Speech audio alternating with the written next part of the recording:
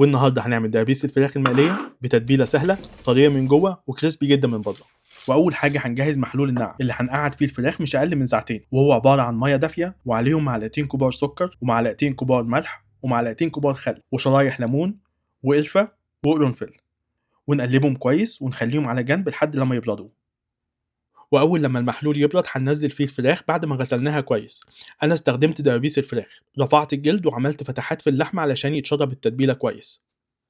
وفي الوقت ده هنبدا نجهز التتبيله، والاساس في التتبيله هو اللبن الرايب، ولو مش متاح ممكن نستبدله بكوبايه لبن مع معلقتين كبار خل، ونضيف على اللبن الرايب ملح وتوم باودر وبصل باودر وفلفل اسود ونقلبهم كويس مع بعض. واول لما الفراخ تخرج من محلول النقع هنصفيها كويس وندخلها التتبيله، واقل حاجه نقعدها في التتبيله 8 ساعات ويفضل ليله كامله.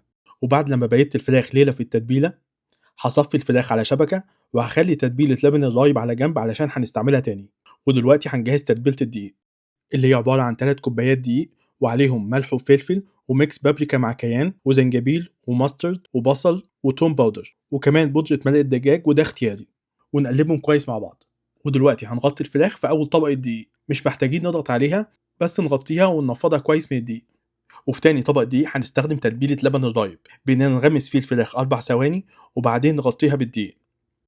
احنا مش محتاجين نضغط عليها، احنا بس هنلفها بايدينا 10 لفات في الدقيق وبعدين ننفضها كويس من اي بواقي دقيق. وبعد لما نغطي كل الفراخ هنسيب الفراخ 10 دقايق على جنب قبل ما نقليها في الزيت. وفي زيت غزير بنتاكد ان درجه حرارته وصلت ل 180، وبعدين بننزل فيه الفراخ. هي الفراخ بتقعد في الزيت من 13 ل 15 دقيقه وبتكون مستويه تماما وكريسبي جدا من بره. واول لما تطلعوا الفراخ من الزيت صفوها على شبكه علشان تصفي الزيت وتفضل كريسبي. وبكده وصفتنا بقت جاهزه. انا بحب اقدمها مع فرنش فرايز وكول سلو، جربوها وقولوا لي ايه رايكم.